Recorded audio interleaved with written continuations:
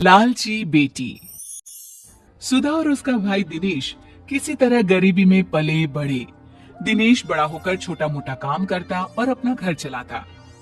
बेटा दिनेश, किसी तरह अपनी बहन की शादी करवा दे। बड़ी हो गई है लेकिन अभी तक घर पर बैठी है। ठीक है माँ, मैं कोई लड़का देखता हूँ। थोड़े दिनों में दिनेश को एक लड़का मिलता है जो बहुत बड़े बंगले में ड्राइवर का काम करता था। माँ, एक अच्छा लड़का मिला है। वो पास के बड़े बंगले में ड्राइवर है, खूब अच्छी गाड़ी चलाता है। वो सुधा को खूब खुश रखेगा। अरे वाह भैया, फिर तो वो मुझे 4 चक्के में घुमाएगा भी। हाँ हाँ, क्यों नहीं घुमाएगा, जरूर घुमाएगा। अरे बेटा तू चल, उन लोगों के घर हम लोग जाकर बात कराते हैं। दिनेश और माँ सुरेश के घर जाते हैं। वहाँ उन लोगों की खूब आवभगत होती है। हम लोगों ने तो दिनेश को देखकर ही सोच लिया था, जिसका भाई इतना संस्कारी और सभ्य है तो बहन कैसी होगी। लेकिन फिर भी एक बार सुधा से मिल लेते हैं। हाँ हाँ, अब तो बस शादी के बाद यही मिलना होगा, है ना? आप लोगों की कोई मांग हो दहेज के लिए तो? अरे नहीं दिनेश जी, मैं तो खुद मेहनत करके एक एक चीज घर की बना रहा हूँ। बस घर में शांति रहे, यही मैं चाहता हूँ। दिनेश और माँ बहुत खुश होकर घर आ जाते हैं। अरे सुधा, तेरी तो किस्मत ही खुल गई है। क्या लड़का है। माँ भी उसकी बहुत अच्छी है। कितने सीधे लोग हैं। माँ, घर में क्या क्या था? कितना बड़ा घर था, रंगीन टीवी थी ना? और लड़की की माँ ज्यादा चपड़ चपड़ तो नहीं कर रही थी ना? नहीं सुधा, ये सब तो नहीं था, लेकिन लड़के ने वादा किया था कि वो मेहनत करके सब कुछ घर में ले लेगा। बस उसे एक अच्छी लड़की चाहिए जो घर में शांति रखे। क्या? कुछ भी नहीं था? नहीं नहीं, मैं ऐसे घर में नहीं करूंगी शादी। यहाँ भी परेशानी, ससुराल जाओ तो वहाँ भी परेशानी। अरे परेशानी रहना है तो मैं अपने घर में क्यों ना रानी बनकर रहूं? किसी और के घर में नौकरानी बनकर परेशान रहने से तो वही अच्छा है ना? अरे कैसी बात कर रही है बेटा? कल को दिनेश की भी शादी होगी, भाभी आएगी, तो क्या तुम सर पर बैठी रहोगी? तो क्या ये घर मेरा नहीं है माँ? और कल को किसी और को आना है तो इस चक्कर में मैं कहीं भी चली जाऊं? वो कहीं भी नहीं, ससुराल होने वाला है तेरा सुधा। लेकिन सुधा नहीं मानती। पर माँ क्या करती? बेटी को घर पर तो नहीं बिठा सकती थी। दिनेश, पूछ अपनी बहन से क्या करे कि वो शादी कर ले। दिनेश बहन से पूछता है कि वो शादी के लिए क्या चाहती है। मुझे महंगा रंगीन टीवी, फ्रिज और एसी लेकर दोगे तो मैं करूंगी शादी। दिनेश क्या करता? इतना पैसा कहाँ से लाता? वो शांत होकर बाहर चला जाता है। वो रास्ते में जा रहा होता है कि उसे एक लड़की मिलती है जो सड़क के बीच में खड़ी होती है। अरे ये लड़की ऐसे क्यों खड़ी है?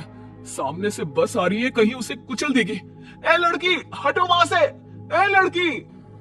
दिनेश लड़की का हाथ पकड़कर उसे बस के सामने से हटा देता है। क्या हो गया? तुम आत्महत्या क्यों कर रही थी? क्यों बचाया आपने मुझे मर जाने देते? वैसे भी आज नहीं तो कल मरना ही तो है मुझे। अरे ऐसी बात क्यों कर रही हो? बताओ मुझे, क्या कर सकता हूँ तुम्हारे लिए? नहीं, मेरे लिए कोई कुछ नहीं कर सकता। मेरे माता पिता मेरी शादी एक बड़ी उम्र के आदमी से करवा रहे हैं। क्यों? क्या वो गरीब है? नहीं, उन लोगों के पास काफी पैसा है, लेकिन मैं काली हूं ना, इसलिए कोई मुझसे शादी करने को तैयार नहीं है। पर मैं एक बड़ी उम्र के आदमी के साथ शादी नहीं कर सकती। तभी वहां उस लड़की का भाई और पापा आ जाते हैं। चलो मेदा, वहां तुम्हारा दूल्हा बारात लेकर खड़ा है और तुम? नहीं, मैं उससे शादी नहीं करूंगी। वो बहुत बड़े हैं। वैसे भी मैं इनसे प्यार करती हूँ। दिनेश हैरान रह जाता है। तो ये तुमसे शादी करने को तैयार है? दिनेश लड़की को मजबूर देखकर हाँ कर देता है। अब क्या, पूरी धूमधाम से दिनेश की शादी मेधा से हो जाती है। शादी के बाद देखो, मैंने सोचा नहीं था कि ऐसे मेरी शादी हो जाएगी। तुम बड़े घर की हो, मैं कोशिश करूंगा कि तुम्हें सारे ऐशो आराम दे सकूं। मैं और कड़ी मेहनत करूंगा। नहीं नहीं, मुझे ये सब की जरूरत नहीं है। मैं तो तुम्हें थैंक्स कहना चाहती हूँ कि तुमने मेरा जीवन खराब होने से बचा लिया। दिनेश और मेधा बात कर ही रहे थे कि बाहर सुधा की आवाज आती है। भैया जल्दी बाहर आओ, देखो माँ को क्या हो गया। दिनेश और मेधा बाहर आते हैं जहां माँ जमीन पर गिरी होती है। क्या हुआ माँ को? माँ को तुरंत डॉक्टर के पास ले चलते हैं। दोनों माँ को लेकर डॉक्टर के पास जाते हैं जहां डॉक्टर कहते हैं, अरे इन्होंने तो बहुत सारा टेंशन लेकर रखा है। दिमाग सारा दिन चलता रहता है शायद इनका। ज्यादा सोचने से इन्हें चक्कर आ गया है और ये गिर गई। क्यों बहन जी, क्या चिंता है आपकी? मेधा को लगता है कि सास उसके कारण परेशान है, तभी सास कहती है, अरे मेरी बेटी बड़ी हो रही है, लेकिन उसकी लालच के कारण वो अभी तक घर में बैठी है। अच्छे अच्छे रिश्तों को मना कर रही है। अब जो हैसियत हम लोगों की है उतना ही तो कर पाएंगे ना।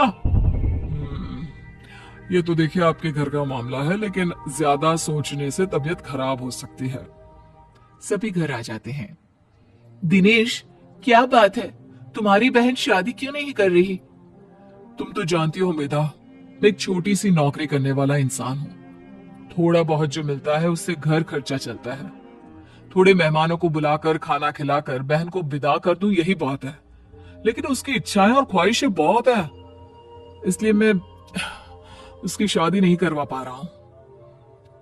सुधा को तो मेहनती और काम करने वाले लड़के मिल रहे हैं। वो तो मेहनत से बड़ी चीज खड़ी कर सकते हैं। फिर क्यों मना करना? मैं बात करती हूँ। क्या बात है सुधा, क्यों शादी नहीं करना चाहती हो? आप भी तो शादी नहीं कर रही थी ना, फिर क्यों की? अरे वो शादी नहीं थी, दबाव था अपने से बड़े आदमी से शादी करने का। तो भाभी, इस घर में आपके पिता ने आपको सारी सुख सुविधा की चीजें दी है ना? बड़ा टीवी, ठंडा पानी, सब कुछ मिल रहा है ना यहाँ पर। तो फिर मैं गरीबों वाली जिंदगी क्यों जीऊं? अरे कहां से लाएगा तेरा भाई ये सारी चीजें, जिसे देखकर मैं तेरी शादी कर दूं? लड़के खड़े हैं बिना दहेज की शादी के लिए, लेकिन ये लड़की अरे इतनी लालची है कि भाई का सोच भी नहीं रही है।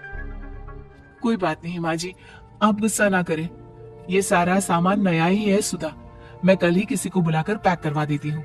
ये तुम अपने साथ ले जाना, मैं और दिनेश फिर खरीद लेंगे। अरे नहीं नहीं बहू, ये तेरे पिता ने तेरे लिए दिया है, तू कैसे रहेगी इन सब के बिना?